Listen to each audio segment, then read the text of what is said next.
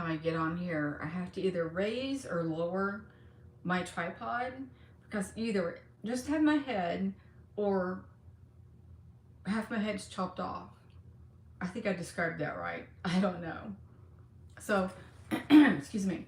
I wanted to get on here real quick and talk about a visit that I had last night. I've been searching every day since I saw that one entity or two. I can't remember. I don't remember if I actually saw two. I'm not 100% sure. It could have been one. But I've been trying to look for 2 days to see if he's back, and I haven't seen him. It's kind of like a letdown. But last night, I was awake and I become aware, because I was doing my color by numbers, I become aware of thumping on the bed. But it was very light. And then when I would look up, it would stop. And it did that maybe 3 times. And the last time it just stopped. But it was really, really faint. So I don't know what it was doing, because in the past, I jumped up in bed and it stopped. And then when I laid down, it continued. So I don't know. Maybe tonight. I don't know. I do not have fearful feelings toward this entity, but I feel like I have lost a lot of my fear because it's a false emotion. It's something that we were raised on with spooky movies and parents telling you spooky stories, and I mean, you name it. But then another weird thing is I was in bed and I was facing this wall right here, but I'm on the opposite side of the bed, which means there's the middle of the bed over and then clear to this wall. I hope I explained that right. Descriptive things, since my memory thing is very difficult. So anyway, I can't remember if I was asleep or not, but I become aware of a noise in the bedroom. And I didn't open my eyes or anything, and I'm trying to get used to, when I hear something, keep my eyes closed and focus on it. And I did last night. I don't remember what it was, but I heard it walking down the side of the bed and possibly out the other end of the wall. The other end of this wall is outside. Excuse me, my sinuses are horrible. But I heard about, like, it was scooting on the carpet with their feet, and it went right by where my head was, and I guess it had nowhere else to go out the door, because it didn't turn around and go back the same way. And I remember thinking, well, okay, that was short-lived. But here's something else that's been happening to me, and I'm like, what is going on? For a while now, I will take my original sleeping pills because the newer ones didn't work for me. But shortly before that and after, up until last night, I will sleep an hour and wake up and be fully awake. I'm so sorry. And then, I had to take a third actually, sleeping pill. But as I said before, I'll never take over 3. And I'll go back to sleep. Well, here lately, even when I take the third one, I don't go back to sleep. And then last night, I didn't even take a third pill. I just kind of just rolled over, grabbed my phone, and played on it because I was aware I'm not going back to sleep. And so that was my That was my night. That was my night last night, and nothing out of the ordinary or special happened except for the little visit. I did look around for the film, the geometric shaped film, and I didn't see any. Let me see. I did a lot of walking today, in which it about killed me, my hips. And I'm gonna vent here a little bit. I see a nurse practitioner, and I've seen her for years, and usually when she prescribes you something and she says, if it doesn't work, email me. And I do. But these last few times, I've emailed her for up to a week, like every other day. The first time was with my memory diagnosis. And finally, I gave up and went up there and got the paperwork. And then the second one was today. I had to make an appointment with another nurse practitioner because my current one would not reply. And her nurse would even say I sent it to her, waiting for her to fill it. Nobody said anything. I got tired of it. And so I made a doctor's appointment with another nurse practitioner today to get a new pill. And as I'm sitting there, I don't know what made me look or told me to look, but I go in their app and I'm scrolling through. Oh, what I was doing was looking for the newer name of the sleeping pill. It's triazodone. But I kept thinking tramadol, and I'm like, no, it's not tramadol because that's a pain pill. And so I went through the medicines to look to see what the name of it was. And on the very top of the list, there's this medicine I didn't recognize. And it was the new sleeping pill. Nobody emailed me. Nobody told me. I'm taking the original sleeping pill that I'm not supposed to be taking because of my memory, because it does affect your memory. And I emailed them. I said, I didn't even know that this pill was sent in. Nobody told me.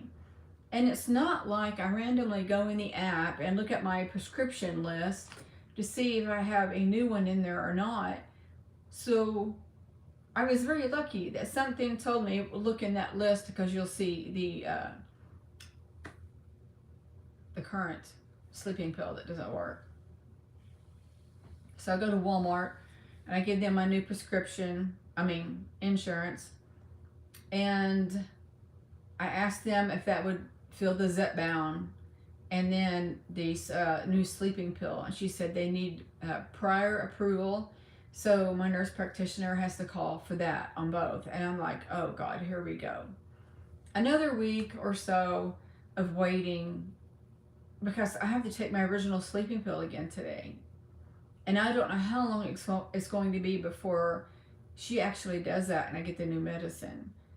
So I will probably have to reorder my original sleeping pills and keep taking them.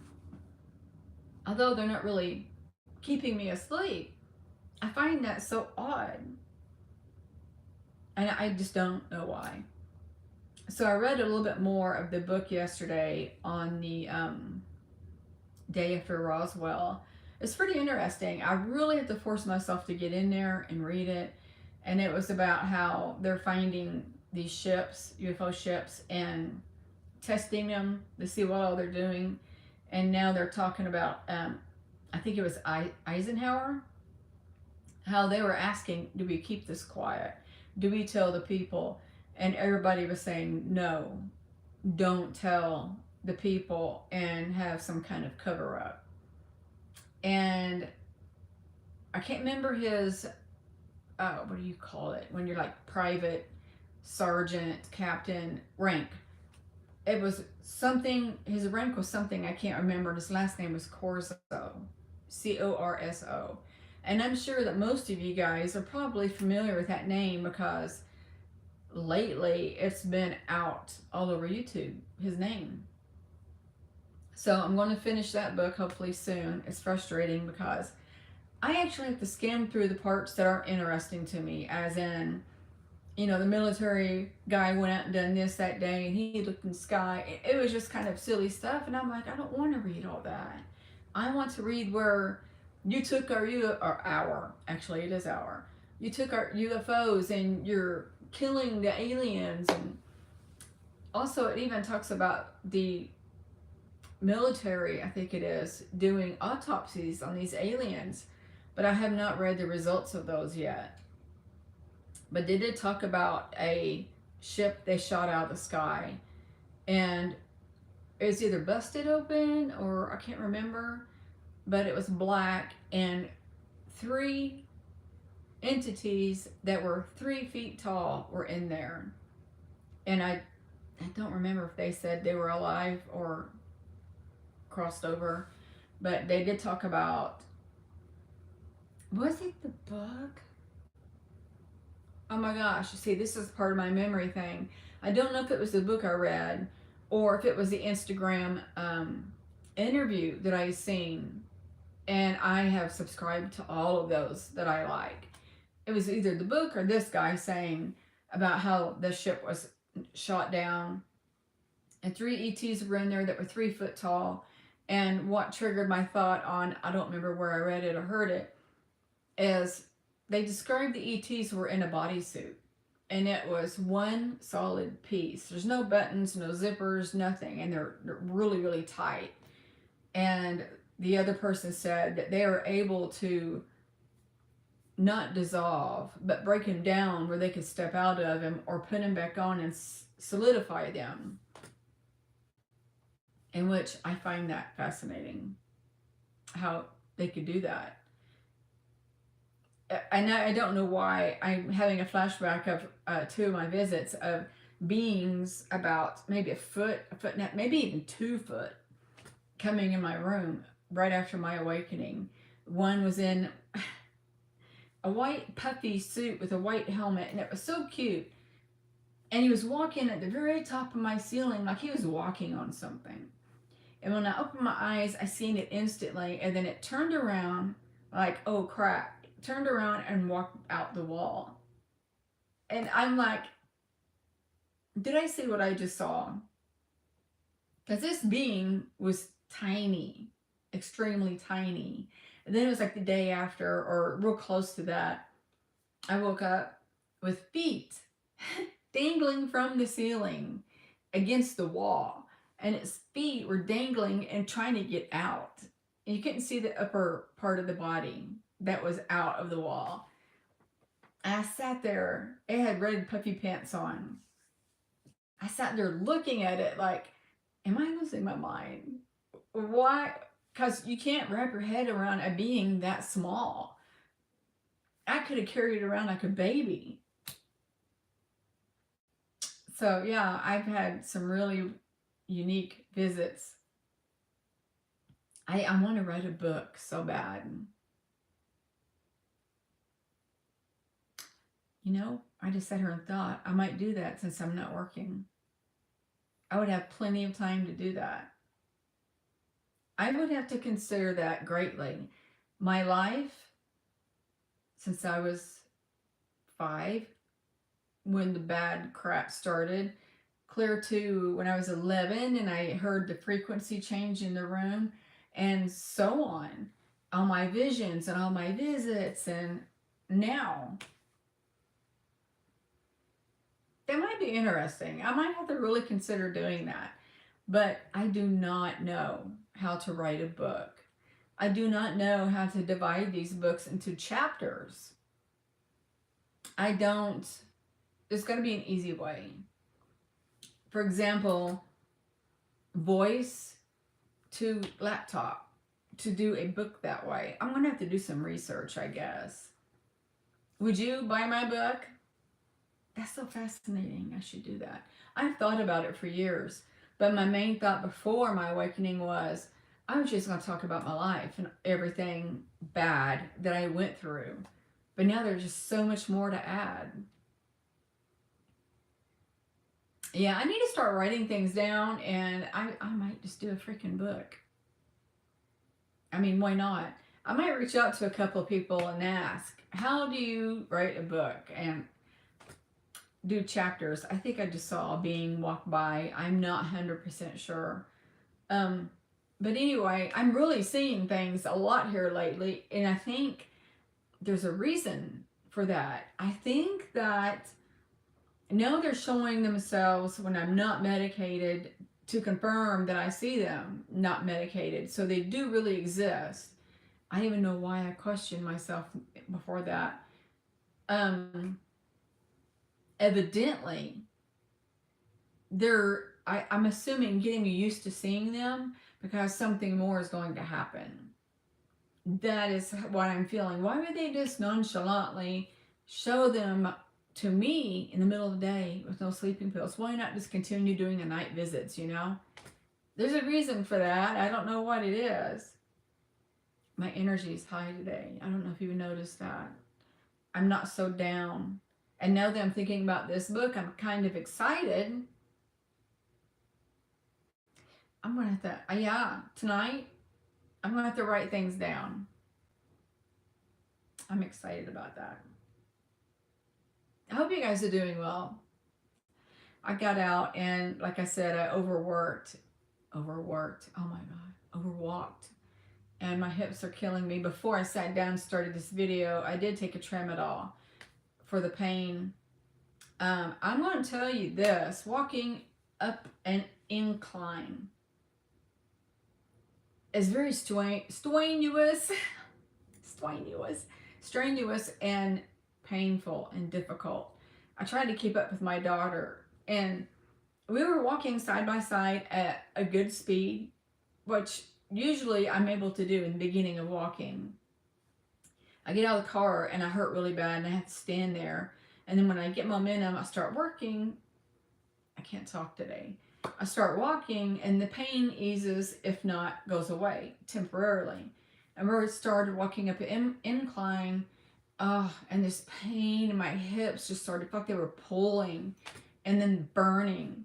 And I had to slow down. And then I had to favor my legs, which one was my least hurting. And then I started walking with a limp, and I'm like, oh my God.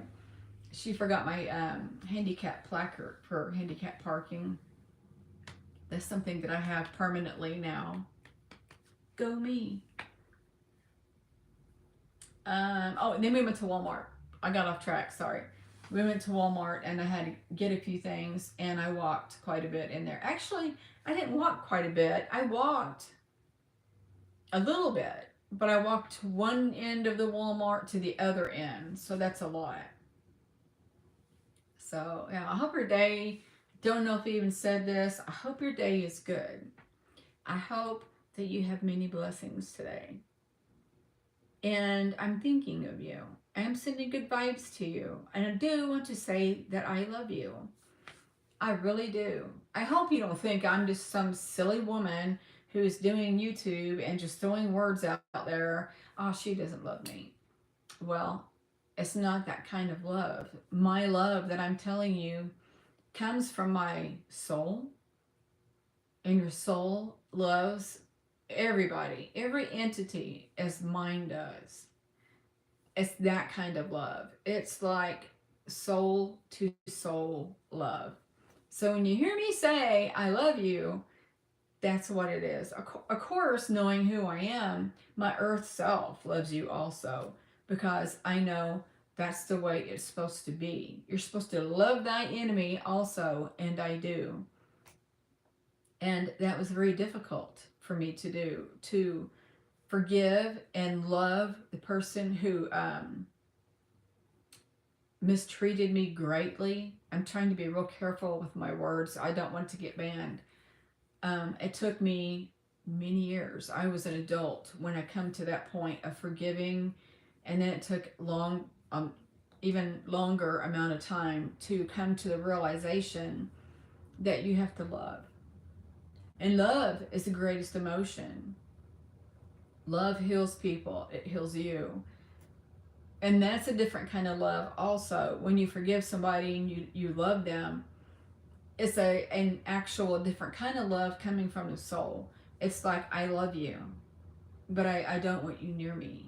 I love you as a soul of who you are, because your soul's pure. But do I love you enough to bring you back around me? No. So that's a different kind of love. But love is love, if you want to look at it. 18 minutes. But I want to also remind you, because I talked about it before, forgiving clears karma for you and eases karma for the other that you're forgiving. If you cannot forgive. If you cannot forgive, you'll be reincarnated to learn to do that. And if you don't forgive, let me back up. If you forgive, that doesn't mean that the person who did specific things to you, that makes it okay. It doesn't. You can forgive them as in, I forgive you to move on soul wise. Or even if they're still alive, I forgive for what you have done. What you've done is not right, but I forgive you because I know I have to do that for myself also. And it's true. It's a fact. Earth is a lesson. It's a school. You have to do everything right and correctly. And if you don't, you have to come back. But it's very important to know this. Just because you forgive somebody, it doesn't mean that it was okay for what they've done to you. That's not what that excuse me. That's not what that forgiveness is all about. That forgiveness is letting go of the pain. That's exactly what it is. And that was just channeled through me because I couldn't think of the word, and that just flowed right through me. It's a part of getting through the pain that happened.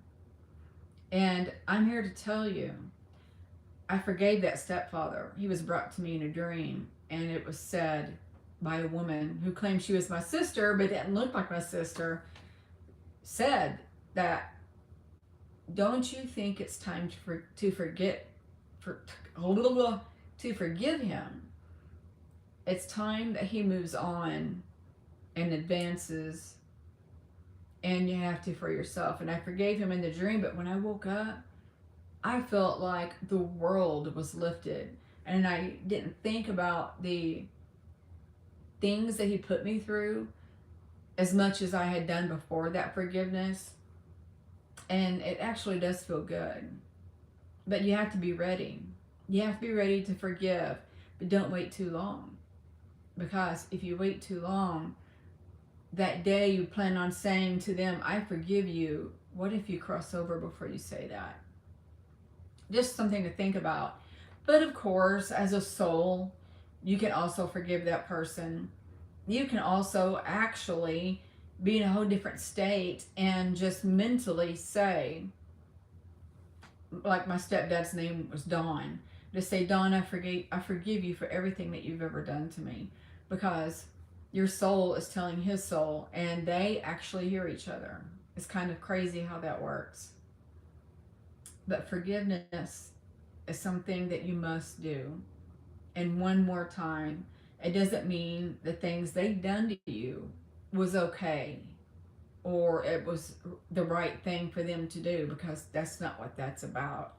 Forgiveness has a whole big story about it itself, about that. And I think I've covered all of that. I hope. I want my journey to be a lesson also. I want to teach you guys things. And I feel like many things are flowing through me more and more as time goes. And I catch myself catching channeled messages coming through me. I had to stop and and think of the correct wording. But yeah, I think the next time, maybe tomorrow, I'm going to jump on here and talk about religion, all of them, and spirituality also. But yeah, I'm going to end this here. I love you guys tremendously. I hope you're doing well, and I'm going to send each and every one of you love, light, and peace. Bye.